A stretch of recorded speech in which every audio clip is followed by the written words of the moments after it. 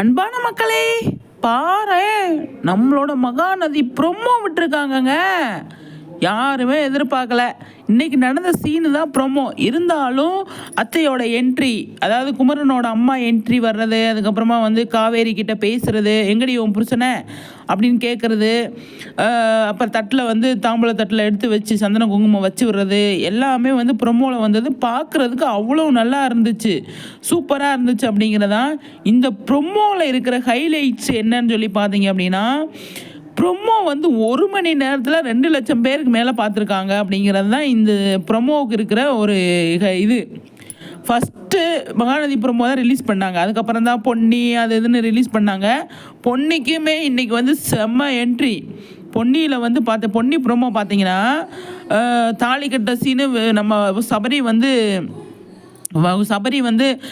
காப்பாற்றுற சீனு, செம்ம சீனு பொன்னியில். அதெல்லாம் இது. ஆனால் மகாநதி வந்து நார்மலான ப்ரொமோ தான். அத்தையோட என்ட்ரி, நர்மதாவுக்கு போட்டு வைக்கிறது, ஆல்ரெடி நமக்கு மகாநதியில் ஃபங்க்ஷன் நடக்குது அப்படின்னு தெரியும். இவ்வளோ தாங்க ப்ரொமோவில். அவ்வளோ நல்லா இருந்தது. இந்த ப்ரொமோவில் விஜயே கிடையாது, அதாவது விஜயே இல்லாத ப்ரொமோ இது.